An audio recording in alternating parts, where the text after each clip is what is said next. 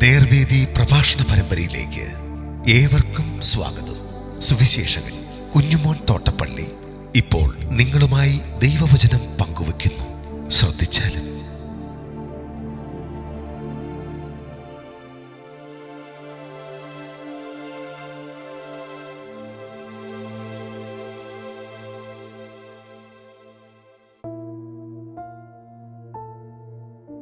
യെരുശലേം നാശം.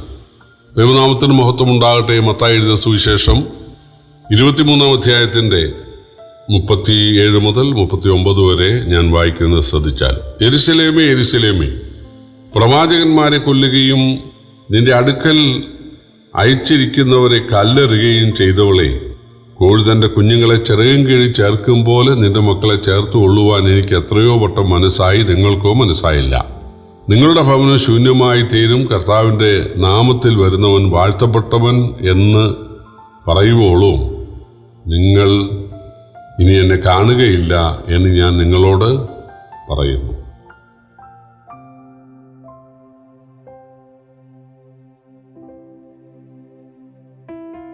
ഇവിടെ യെരുശലേമിനെതിരെയാണ് നമ്മുടെ കർത്താവ് ന്യായവിധി ഉദ്ധരിക്കുന്നത്. ഇസ്രയേലെ എന്നല്ലേ വിളിക്കേണ്ടത്? ഇസ്രയേലേ, ഇസ്രയേലേ. എന്തുകൊണ്ടാണ് യെരുശലേം യെരുശലേമേ എന്ന് പറയാൻ കാരണം?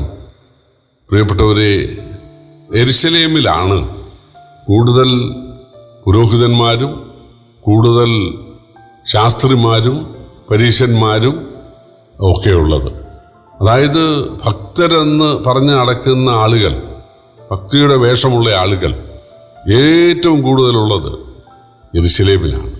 യെരുശലേം ദേവാലയത്തിൻ്റെ അകത്തും പുറത്തുമാണ്.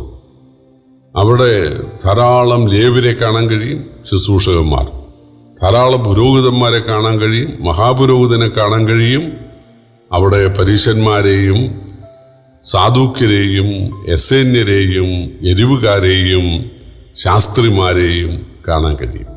പക്ഷെ അവരെല്ലാം അതായത് ഈ ദേവാലയം കൊണ്ട് ഉപജീവിക്കാൻ ഉള്ള ഒറ്റ ചിന്തയുള്ളവരാ.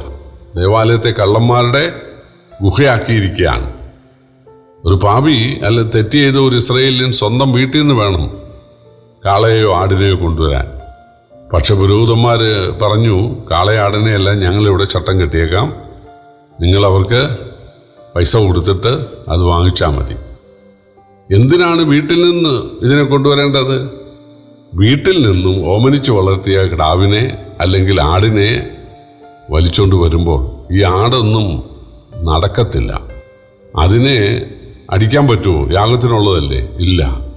അപ്പോൾ തീർച്ചയായിട്ടും ഉന്തിയും തള്ളിയും ലാളിച്ചും സ്നേഹിച്ചും അതിനെ എന്തു ചെയ്യണം? അതിനെ നടത്തിക്കൊണ്ട് വരണം.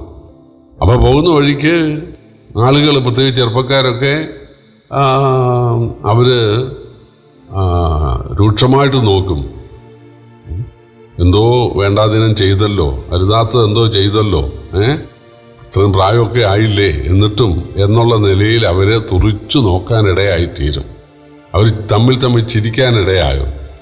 അത് ഒരനുതാപത്തിന് കാരണമാകണം. താൻ തെറ്റ് ചെയ്തിട്ടുണ്ടെന്നുള്ളത് വന്ന വഴിക്ക് മുഴുവൻ ആളുകളും അറിഞ്ഞല്ലോ. ഇനി ഒരാടുമായി കാളയായിട്ട് വരാൻ ഇടയാകരുത്, ഇനി ആ പാപം ഞാൻ ചെയ്യുകയില്ല എന്നുള്ള തീരുമാനം എടുക്കേണ്ടത്. നേരെ മറിച്ച് പണസഞ്ചി കുറേ പണവുമായിട്ട് വരുന്നു, ആട് കച്ചവടക്കാരൻ്റെ അടുക്ക് ചെല്ലുന്നു, എനിക്കൊരാട്, ശരി ഇത്രയാ. അതേ ആടിനെ തന്നെയാണ് അയാൾ വേറൊരാൾക്ക് വിൽക്കുന്നത്, അതേ ആടിനെ തന്നെയാണ് വേറൊരാൾക്ക് വിൽക്കുന്നത്. നമ്മൾ ദൂരെ നിൽക്കുമ്പോൾ ആടിനെ അറക്കുന്നുണ്ട്. അപ്പം നമ്മൾ ബന്ധുക്കളോടൊക്കെ പറയും, എൻ്റെ ആടാണ്, മുട്ടൻ ആടാണ്. വീട്ടിൽ ചെന്ന് പറയും, അയ്യോ ഇത്തവണത്തെ ആടിനെ ഒന്ന് കാണണ്ടായിരുന്നു എന്നൊക്കെ പറയും. പ്രിയപ്പെട്ടവരെ, അവിടെ വാണിഭശാലയാണ്, തട്ടിപ്പാണ് നടക്കുന്നത്, കപടമാണ് നടക്കുന്നത്. അതിന് ഈ മഹാപുരോഹിതന്മാരും ശാസ്ത്രിമാരും പരീശന്മാരും എല്ലാം കൂടുകയാണ്. അവർക്കെല്ലാം അതിൻ്റെ വീതമുണ്ട്. അതുകൊണ്ടാണ് കർത്താവ് യെരുശലേമേ, യെരുശലേമേ എന്ന് വിളിക്കാൻ കാരണം. ഏറ്റവും കൂടുതൽ പാപം, പ്രത്യേകിച്ച് ദൈവത്തിൻ്റെ പേരിലുള്ള പാപം, പ്രിയപ്പെട്ടവരെ, അത് ദൈവം അധികം വെച്ചുകൊണ്ടിരിക്കുകയില്ല. രണ്ട് സാധാരണ മനുഷ്യർ തമ്മിൽ, ദൈവത്തെ അറിയാത്ത ആളുകൾ തമ്മിൽ, പോട്ടെ രണ്ട് വിശ്വാസികൾ തമ്മിൽ ഒരു തെറ്റോ പ്രശ്നമോ ഉണ്ടായാൽ അതിനൊക്കെ പൊറുതിയുണ്ട്. എന്നാൽ ദൈവവചനം കയ്യിലെടുക്കുന്ന ആളുകൾ കള്ളത്തരം കാണിച്ചാൽ അടുത്ത കാലത്ത് ഒരാൾ പറഞ്ഞു,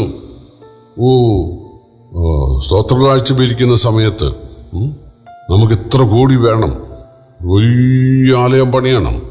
അതിന് പൈസ നിങ്ങൾ കൊണ്ടുവന്നിട്ടില്ലായിരിക്കാം, പക്ഷെ ചെക്ക് ബുക്ക് കയ്യിലുള്ളവർ കാണും, ഗൂഗിൾ പേ കൊടുക്കാൻ മൊബൈലുള്ളവർ കാണും, ഇല്ല ആഭരണമുള്ളവർ കാണും.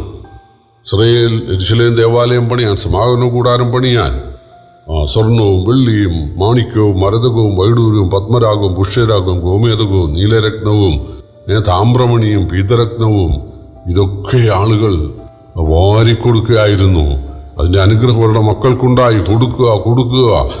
ആരുണ്ട് ഇപ്പോൾ ഇതാ പാത്രം വരുന്നു, ആരുണ്ട് തങ്ങളുടെ മാല ഊരി കൊടുക്കാൻ എന്ന് പറയുമ്പോൾ ഇവർ ചട്ടം കെട്ടിയ ആളുകൾ മുൻനിരയിലുണ്ട്. അവർ മാല ഊരുകയാണ്. അപ്പം ജനങ്ങളെല്ലാം കാണുമ്പോൾ എഴുന്നേറ്റ് നിന്ന് മാല ഊരുകയാണ്. എഴുന്നേറ്റ് നിന്ന് ഇരുന്നുകൊണ്ടല്ല, അപ്പം ആളുകളെല്ലാം കാണുകയാണ്. അപ്പോൾ ഉടനെ മൈക്കുമായിട്ട് ഓടി വന്നു, മാലയാണല്ലേ, എത്ര പവനുണ്ട്? ഇത് 8 പവൻ, ഇത് 5 പവൻ. ഉടനെ ഒരാൾ മോതിരം ഊരുന്നു, ഇത് 2 പവൻ. അപ്പം പാവം പിടിച്ച ഇവരുടെ ആളുകളാണ് ഇത് ചെയ്യുന്നത്, ഏജന്റന്മാർ. അപ്പോൾ പാവം പിടിച്ച ആളുകളും ഞാൻ കൊടുത്തേക്കാമെന്ന് വിചാരിച്ച് അവരും ഊരിയിടുന്നു. കിലോ കണക്കിന് സ്വർണം അവൻ അടിച്ചു മാറ്റുകയാണ്. ഇത് ചതിവല്ലേ? ഇത് തന്ത്രമല്ലേ? വേദപുസ്തകത്തിൽ എവിടെയെങ്കിലും സഭായോഗം കൂടുമ്പോൾ സ്തോത്രാഴ്ച എടുക്കണമെന്നുണ്ടോ? അത് നമ്മൾ ഹിന്ദുക്കളിൽ നിന്നും മുസ്ലിങ്ങളിൽ നിന്നും കണ്ടുപഠിച്ചതല്ലേ. ക്രൈസ്തവ കോളത്തിലെ ചില സഭാവിഭാഗങ്ങൾ അവരും അത് ചെയ്യുന്നുണ്ട്. അത് കണ്ടു പഠിച്ചതല്ലേ വിശ്വാസികൾ. ബൈബിളിൽ എവിടെയെങ്കിലും ആരാധനകൾ കൂടുമ്പോൾ സ്തോത്രകാഴ്ച എടുക്കണം എന്നൊരു സംഭവമുണ്ടോ? ഇല്ല. ദൈവദാസന് മനഃപൂർവ്വമായിട്ട് വലങ്കൈ കൊണ്ട് കൊടുക്കുന്ന ഇടങ്കൈ അറിയാതെ അങ്ങനെ കൊടുക്കണം. അത് പ്രാപ്തി പോലെയും പ്രാപ്തിക്ക് മീതെയും മനസ്സോടെയും നിർബന്ധത്താലല്ല. അത് ചെയ്യണം. വചനം പഠിക്കുന്നവൻ പഠിപ്പിക്കുന്നവൻ എല്ലാ നന്മയിലും ഓഹരി കൊടുക്കണം. മെതിക്കുന്ന കളിക്ക് മുഖോട്ട് കെട്ടരുത്. ദൈവവേല ചെയ്യുന്ന ദൈവദാസന്മാരെ നമ്മൾ സഹായിക്കണം. അത് ഇങ്ങനെ സഞ്ചിയും പൊക്കി പിടിച്ചല്ലേ ബക്കറ്റും പൊക്കി പിടിച്ച് എല്ലാവരും കാണുക അല്ല ചെയ്യേണ്ടത്. അത് രഹസ്യമായിട്ട് ചെയ്യാം. അദ്ദേഹത്തിന് വീട്ടിൽ കൊണ്ട് കൊടുക്കുന്നതാണ് ഏറ്റവും മര്യാദ. അങ്ങനെയാണ് പഴയ നിയമത്തിലൊക്കെ നമ്മൾ കാണുന്നത്. ശമൂവേലിൻ്റെ വീട്ടിലേക്ക് ചെല്ലുന്ന സമയത്ത് ആ വീട്ടിൽ കൊണ്ടാണ് കൊടുത്തത്. അതുപോലെ ദേവദാസന്മാരെ കാണാൻ പോകുമ്പോൾ അവർക്ക് അവരുടെ വീട്ടിൽ കൊണ്ട് കൊടുക്കുന്ന ഒരു രീതി പഴയ നിയമത്തിലുണ്ട്. അവരുടെ വീട്ടിൽ കൊണ്ട് കൊടുക്കുകയാണ്. പക്ഷേ ഈ കാലത്തെ സ്ഥിതി പല ദേവദാസന്മാരും വിശ്വാസികളുടെ വീടാന്തരം ഇല്ലങ്ങളിൽ ചെന്ന് നടന്നിരുന്നാൽ എന്ന് പാടുന്നത് പോലെ തങ്ങളുടെ വീടുകളിൽ ചെന്നിട്ട് നാട്ടുകാരുടെ കുറ്റമെല്ലാം പറഞ്ഞ് ഇവരെ പൊക്കിയെല്ലാം പറഞ്ഞ് അപ്പോഴാണ് വല്ലതും കൊടുക്കുന്നത്. അതൊക്കെ വളരെ മോശം. ദൈവദാസന്മാർക്ക് കൊടുത്തേ തീരൂ. കാരണം ദൈവദാസന്മാർ അവരുടെ വചനം ശുശ്രൂഷിക്കുന്നവർ, സുവിശേഷം അറിയിക്കുന്നവർ സുവിശേഷം കൊണ്ട് ഉപജീവിക്കണം. അത് വേദപുസ്തകത്തിലുള്ളതാണ്. പക്ഷേ സഭ കൂടുമ്പോൾ പിരിവെടുക്കണം എന്നുള്ളത് ബൈബിളിലുള്ള ഒരു കാര്യമല്ല. പക്ഷേ ആധുനിക കാലത്തെ ന്യൂ ജനറേഷൻകാരും അല്ലാത്ത ആളുകളും എല്ലാം നടത്തുന്നത് ദൈവസഭയിൽ ദൈവസന്നിധിയിൽ തട്ടിപ്പാണ് നടത്തുന്നത്. ന്യായവിധി ഉണ്ടാവും.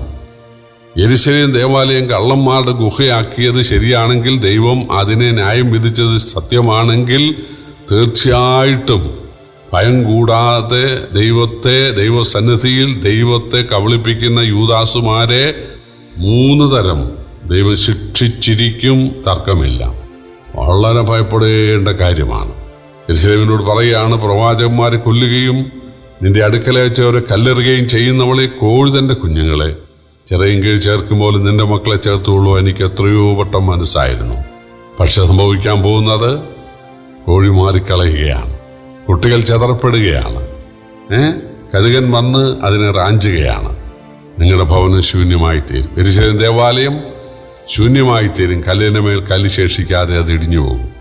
കർത്താവിൻ്റെ നാമത്തിൽ വരുന്നവൻ അനുഗ്രഹിക്കപ്പെട്ടവനെന്ന് പറയുവോളൂ നിങ്ങൾ എന്നെ കാണുകയില്ല.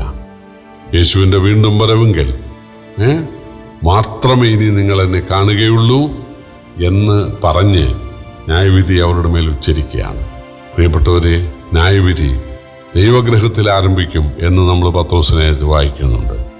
വളരെ ഭയത്തോടെ, വളരെ ഭക്തിയോടെ, ആത്മാർത്ഥതയോടെ, നിർമ്മല മനസ്സാക്ഷിയോടെ കർത്താവിൻ്റെ വേല ചെയ്യുവാൻ, കർത്താവിനെ ശുശ്രൂഷിപ്പാൻ, ആത്മീയജീവൻ നയിപ്പാൻ കർത്താവ് നമ്മെ ഏവരെയും സഹായിക്കട്ടെ. കർത്താവിൻ്റെ വലിയ നാമം ഇന്ന് വന്നേക്കും വാഴ്ത്തപ്പെടുമാറാകട്ടെ.